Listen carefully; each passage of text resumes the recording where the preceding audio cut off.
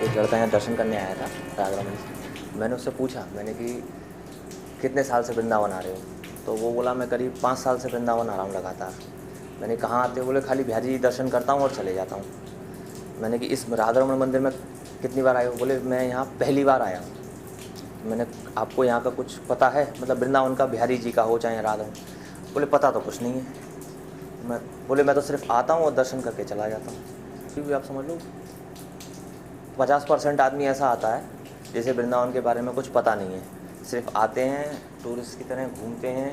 तो मैंने कहा आप कभी इतिहास पढ़ के आते हो वृंदावन का? नहीं, आप लोग तो आते हो और चले जाते हो, आपको मतलब ही नहीं है कि यहाँ क्या है क्या नहीं है, क्या देखने आते हो वृंदावन में। जब किसी चीज़ के बारे में पता नहीं है उसको देखोगे, क्या फ़ायदा उसका देखने का? कोई मतलब ही नहीं है उस चीज़ का देखने का।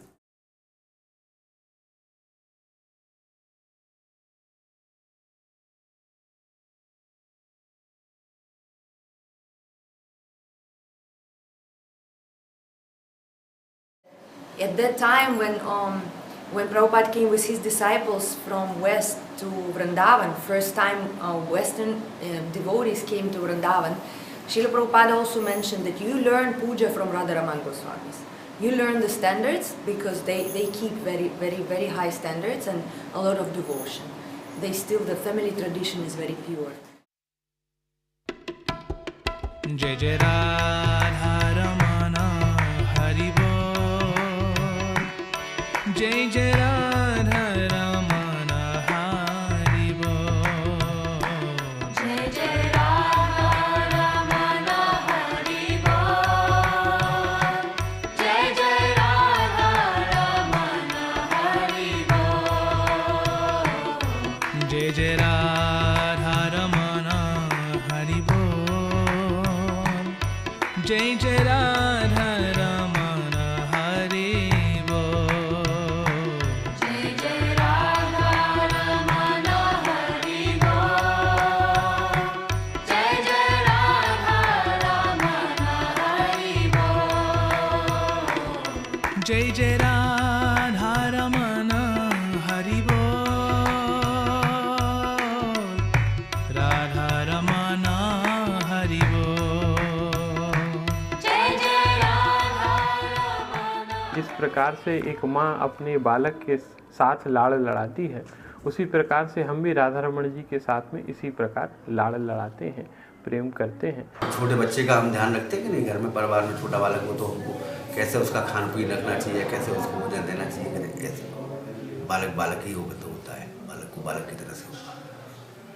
जिस प्रकार से प्रातःकाल बच्चे को उठाया जाता है, उसी प्रकार से हम भी भगवान को जगाते हैं और जगाने के पश्चात उनका दातुन कराते हैं और फिर उनको स्नान इत्यादि कराया जाता है। इसलिए हमारा भाव यही बोलता है कि बाल गोपाल के दर्शन हो रहे हैं हमको। तो बाल भाव से मुख्यतः माधुर्य प्रधान सेवा यहाँ पर ठाकुर जी की है। यहाँ पर भगवान को भगवान नहीं समझा जाता, भगवान नहीं कहा जाता, यहाँ पर ठाकुर जी कहा जाता है। ठाकुर जी यानी कि एक प्रेममयी शब्द है। जब हम किसी से प्रेम करते हैं तो उसके असली नाम से नहीं, उसके किसी दूसरे नाम से, जिसको हम कहें कि एक पेट नेम से पुकारते हैं, तो उसी प्रकार से ठाकुर जी यहाँ का या श्री जी यहाँ का एक पेट नेम है। अति से भगवान से प्रेम करते हैं, तो ये अपने भाव है। गोस्वामी लोग भी भगवान के साथ में उसी प्रेम से सेवा करते हैं और जो भक्त आते हैं वो उसी प्रकार से भगवान के ठाकुर जी के सुंदर दर्शनों का आनंद प्राप्त करते हैं।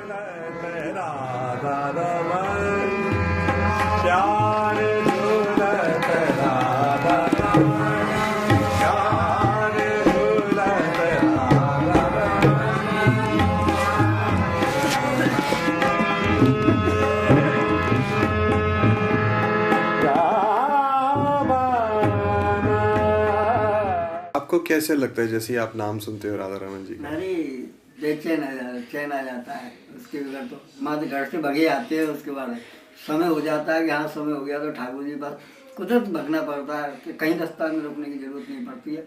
ये लगता है कि राधा रमन जी के पास पहुँचोगे जब चैन मिलेगा।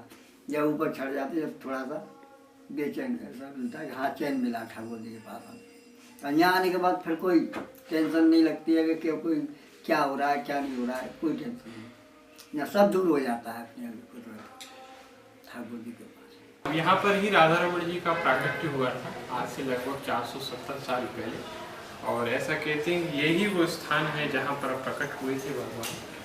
तो ये जैसा कि आप ये देख रहे हैं छोटा सा मंदिर के रूप में यहाँ पर ये बना हुआ है। इसी पेड़ के नीचे कुटिया बनाकर श्री गोपाल भट्ट गोस्वामी जी निवास किया करते थे, और ऐसा कहते हैं कि यहीं पर ही झोंपड़ी बनाकर वो रहते थे, और यहाँ निकट से ही जमुना नदी। प्यारे प्यारे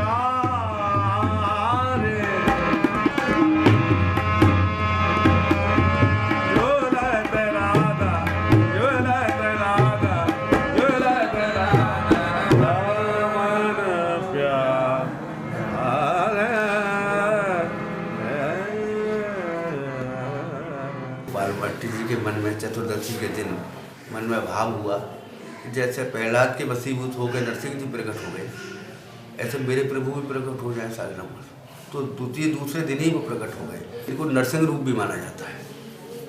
गोपाल भट्ट गोस्वामी जी के ऊपर कृपा कर राधा रमण जी शालिग्राम शिला से प्रकट हुए हैं।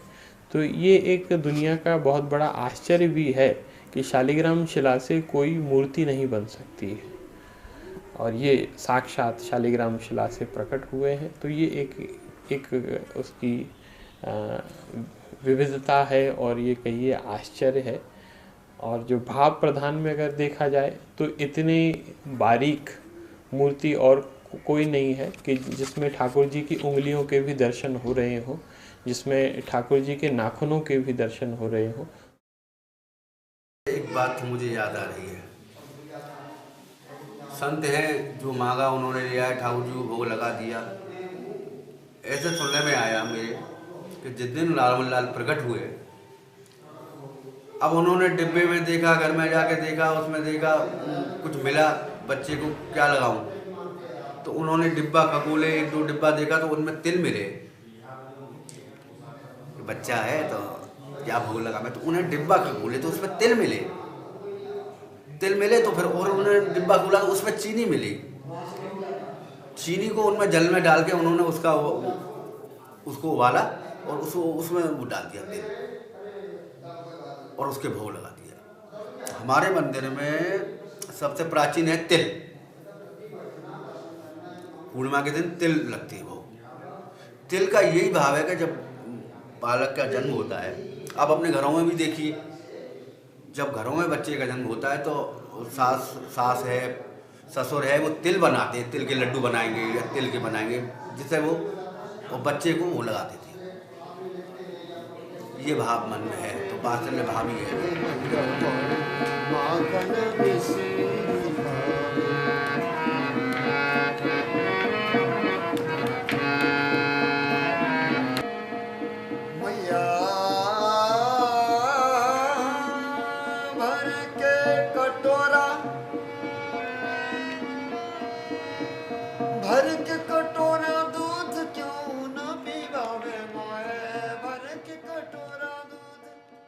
अपने भगवान श्री कृष्ण की लीला के विषय में आता है कि भगवान प्रातः काल उठकर स्नान ध्यान करने के पश्चात गैया चराने के लिए जाते हैं। तो उसी प्रकार से भगवान भी गैया चराने के लिए जाते हैं, और मैया उनके लिए कुछ भोज्य पदार्थ देती हैं। तो उसी प्रकार से यहाँ भी ऐसा ही भाव है कि ठाकुर जी गैया चराने के लिए गए हैं, और मैया यशोदा ने उन्हें भोज्य पदार्थ प्रदान किए हैं। वो ही ठाकुर जी को भोग लगाए जाते हैं, लड्डू, कचौड़ी, मठरी इत्यादि वगैरह।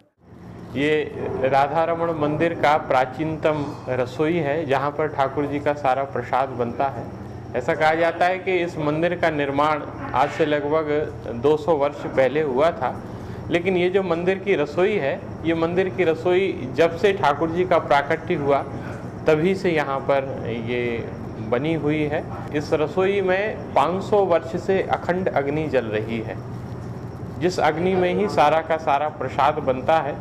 ऐसा कहा जाता है कि जब भगवान श्री कृष्ण ब्रजमंडल में आए तो उनकी लीला का आस्वादन करने के लिए यहाँ पर सारे के सारे देवता भी पधारे, और कोई वृक्ष में जा छुपा, कोई पशु बन गया, कोई पक्षी बन गया, तो छिप छिप कर भगवान श्री कृष्ण की लीला का आस्वादन और आनंद प्राप्त करते थे।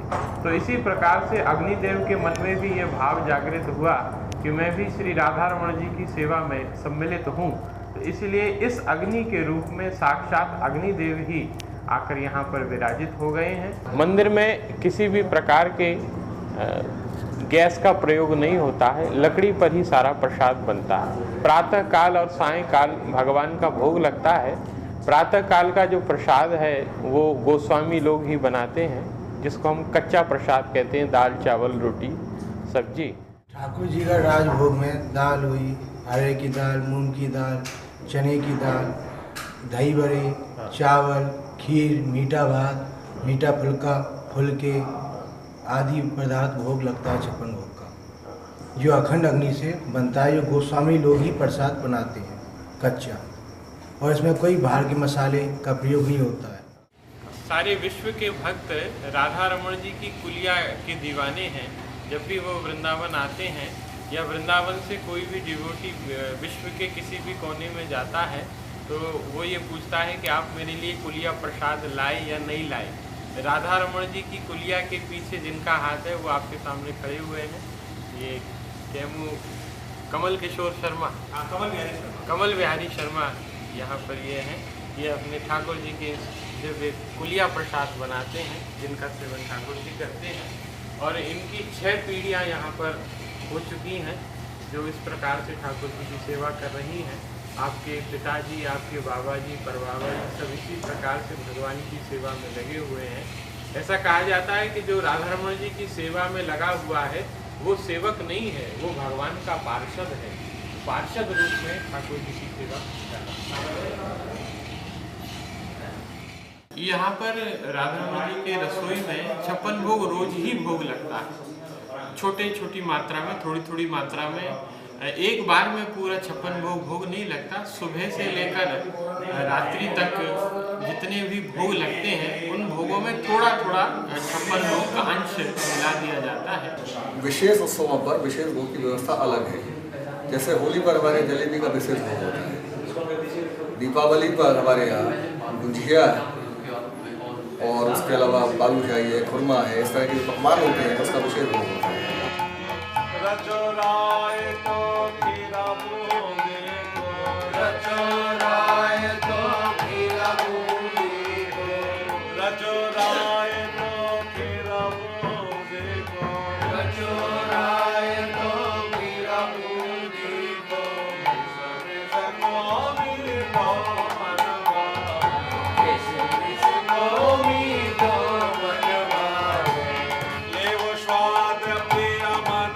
ये वो स्थान है जहाँ पर ठाकुर जी प्रसाद पाते हैं। वृंदावन में एकमात्र राधा रमण जी का ही ऐसा मंदिर है जहाँ पर ठाकुर जी के प्रसाद के लिए अलग से एक कक्ष बना हुआ है, जिसको हम भोग मंडी के नाम से भी कहते हैं। तो यहाँ पर ठाकुर जी का भोग लाया जाता है और एक चांदी के थाल में सारा का सारा जो भी प्रसाद रसोई में बनता है वो यहाँ पर लाकर रख दिया जाता है। और फिर उसके पश्चात गोस्वामी जी यहाँ पर राधा रमण जी को लेकर आते हैं।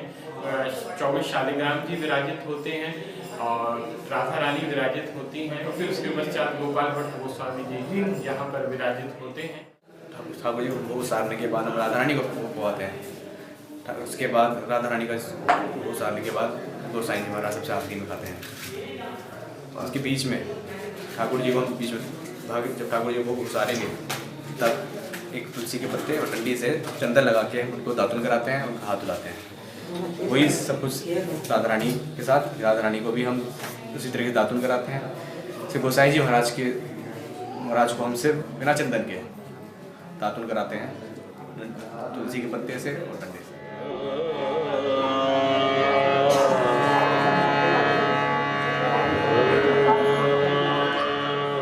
जब तक यहाँ पर बर्तन रखे हैं उसमें प्रसाद रखा है तब तक वो अक्षय है, द्रौपदी के पात्र की तरह।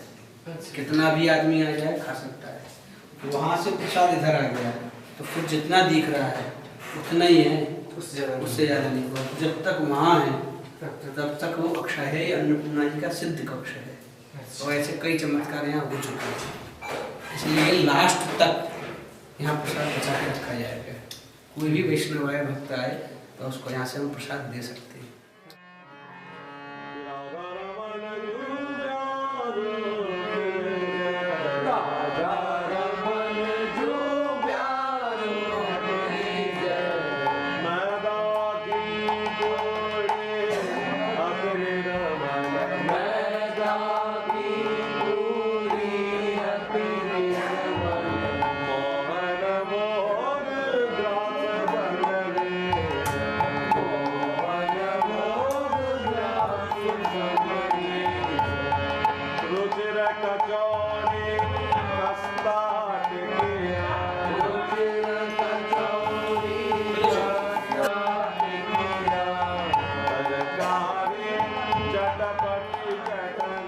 I want to thank Radharaman Goswamis because they're most merciful. They're most merciful out of all, I think, out of all temples in Vrindavan. The Goswamis of Radharaman are most merciful.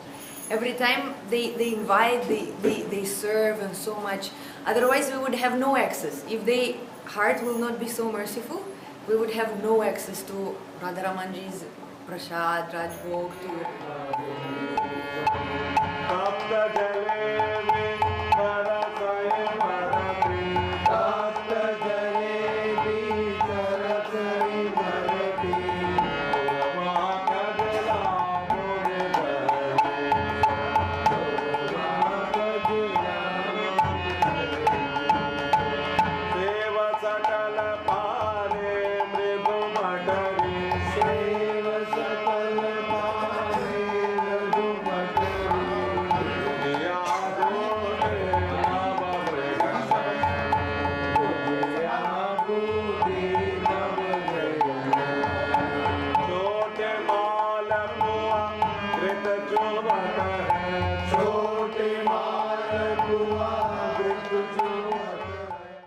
ये ठाकुर जी का पानदान है जिसमें ठाकुर जी को बीड़ा भोग लगते हैं।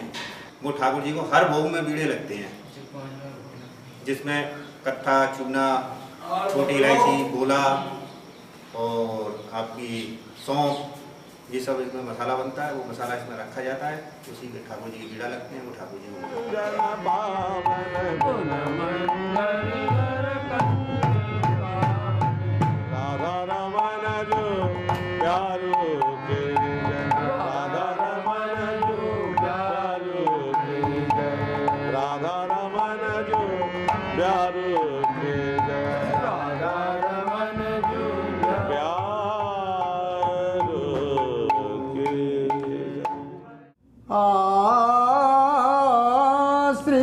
श्रीकृष्णश्च प्राणवल्लभे जगधात्री नमस्तुभ्यं।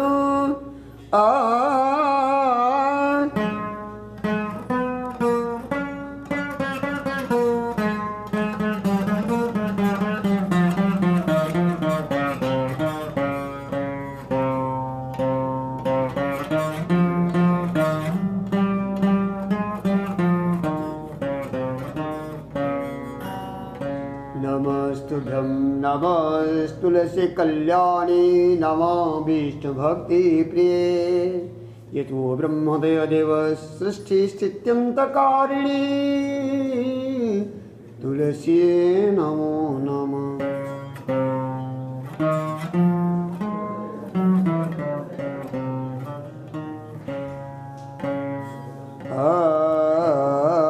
मुनया सिद्ध गंधर्वा पाताल नागराट स्वयं प्रभावं तव देवेशि गायन्ति सुरसत्तमः तुलसी नमो नमः।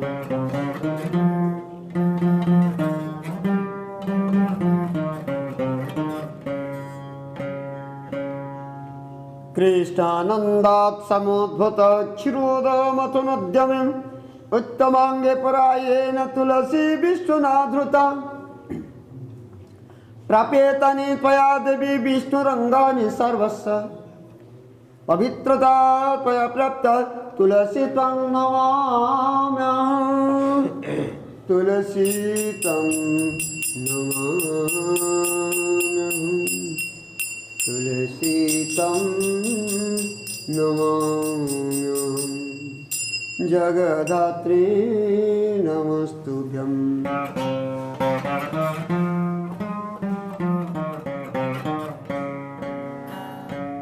तदङ्गसम्भविपत्रे पूजयामि यथा हरिं तथा कुरुष्वमे विघ्नि युतयामि परं गतिं रोपित गोमती तीरे स्वयं कृष्णेन पालिता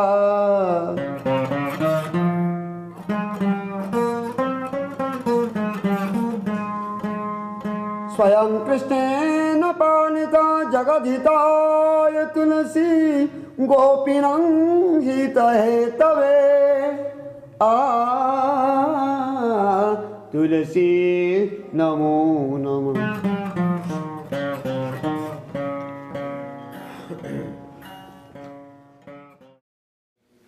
गोपियों ने प्रेम किया, गोपियों जैसा प्रेम नहीं मिलेगा। 13 years back, I stopped all my businesses, all my money generating activities of the world, and I was surrendered to Sri Krishna.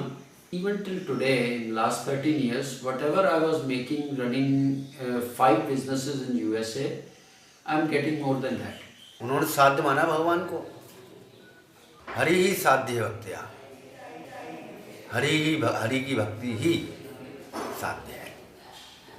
He will arrange anything and everything for you, and he will make sure once you leave everything for him that you are not deprived of anything, you are not in loss.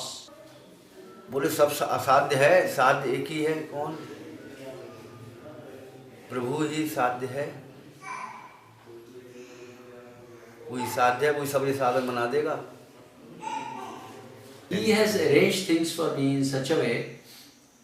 I will tell you exactly what happened. My eyes went very bad.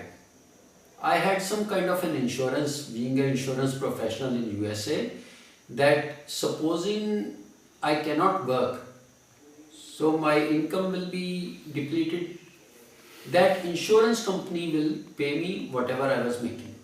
जैसे यज्ञ पत्नियां भगवान के पास पहुंची रात में, हम आपको प्राप्त करना चाहें। बोले मैं कोई प्राप्त करने वाली वस्तु थोड़ी, मेरा नाम का स्मरण करो, मेरा नाम का कीर्तन करो, ज्ञान चक्षुओं से मेरा स्मरण करो, मेरा नाम लो,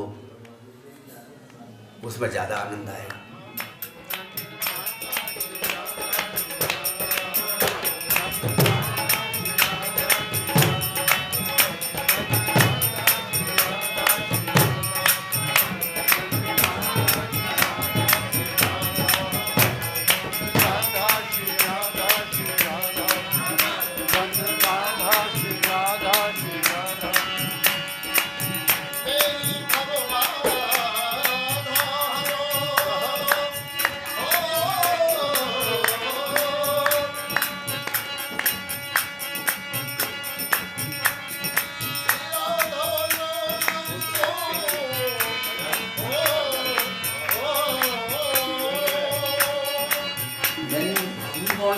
Attract someone in his lotus feet, he will do some very unusual things to get that person in his lotus feet. Only people whom he wants will go to him, and that he sees, I think, what is your inside feeling, what is your bhavna for him. Nothing is important for him. What feelings you have for him is important, is the ultimate. If you have the feelings for him, whatever relationship you have in those feelings for him, he will fulfill that. जो हमारे राधा रमन हृदय के अंदर है, बिल्कुल भीतर बैठा हुआ है।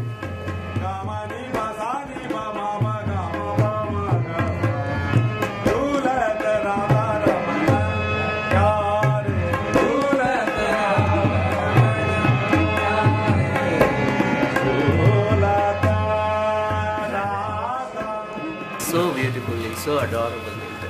I feel so happy to be here. I live in Ukraine, and sometimes I remember about Radharamanji. I feel good, Bruges. I feel very blissfulness and like very encouragement and enthusiasm when I see Radharaman, when I take darshan, when I take Mahaprasad. Every time Radharaman fulfills my heart devotional. I wish them to always continue so that all generations will also learn. So it will teach other people also how to properly serve Thakurji. So all the time Radharaman Mandir and Thakurji, and especially the seva of Radharaman Goswamis and whoever serves them always inspires. Shri Chaitanya Mahaprabhu ji की एक विशेष आज्ञा भी है कि ठाकुर जी की सेवा में कोई गलत धन या राजधन का उपयोग नहीं होना चाहिए। तो इस सूत्र को यहाँ के गोस्वामियों ने दृढ़ता के साथ वो अब इसका पालन कर रहे हैं। हमारे मंदिर में शुद्धता सात्विकता का विशेष बल है। सर्वप्रथम जब हमारे यहाँ बच्चों का यज्ञोपवीत हो जाता है, उसके बाद प्रथम तो हम अपने घर पर ही उनको मंदिर से संबंधित शुद्धता के बारे में, आचार विचार के बारे में ज्ञान देना शुरू करते हैं। जब हम लोग ये समझ लेते हैं कि अब ये योग्य है कि मंदिर जाकर खड़ा हो सकता है, तब उसको श्री जी का चरण स्पर्श कराया जाता है। तो यहाँ इस मंदिर की विशेषता है कि मंदिर किसी भी प्रकार से बाहर का सहयोग नहीं लेता है। गवर्नमेंट की तरफ से, सरकार की तरफ से, अपने राज्य सरकार या अपने देश की सरकार की तरफ से किसी भी प्रकार का कोई सहयोग नहीं आता है। मंदिर के अनुगत जो भी भक्त हैं, शिष्य हैं, उन्हीं के द्वारा जो सेवा दी जाती है, उसी से ही मंदिर की सारी व्यवस्था यहाँ पर चलती है।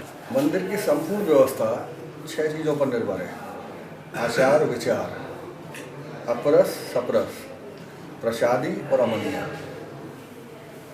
आचार विचार को मतलब समझ ही रहे होंगे। विचार शुद्ध होना चाहिए, आचरण शुद्ध होना चाहिए। अपरस सपरस, अपरस वो स्थिति है जब हम स्नान के बाद किसी से भी दूर रहेंगे, किसी चीज़ का स्पर्श नहीं करेंगे, उसको बोलते हैं अपरस। सपरस का मतलब है जनरली जैसे लोग रहते हैं, वो सपरस कहलाता है। अब आता है प्रसादी और अमनिया। अमनिया का मतलब है जो वस्तु श्री जी की सेवा में नहीं गई है, चाहे वो खाद्य वस्तु हो, चाहे वस्त्र हो, आभूषण हो, कुछ भी हो, जब तक वो श्री जी की सेवा में नहीं है, श्री जी ने उसका कोई उपयोग नहीं किया है, तब तक वो अमनिया कहलाती है और उपयोग के बाद प्रसादी होती है। रोपिता तब सब्रधे तुलसी त्वं नमाम्यहम्।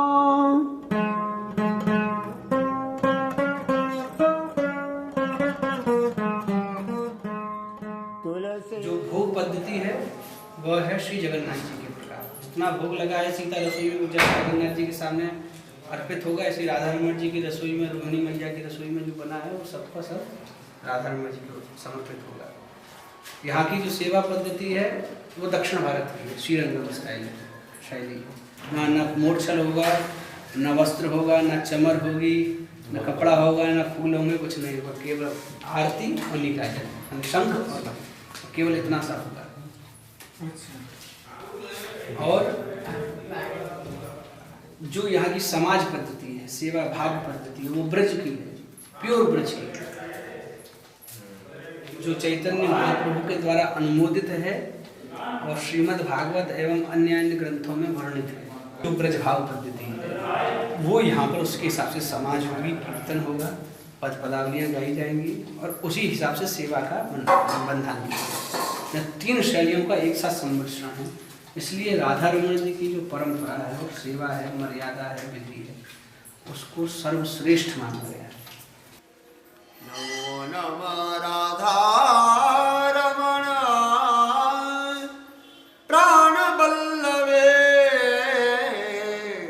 तुलसी नमो नमः। शंकरार्थं पुरा देवी पार्वती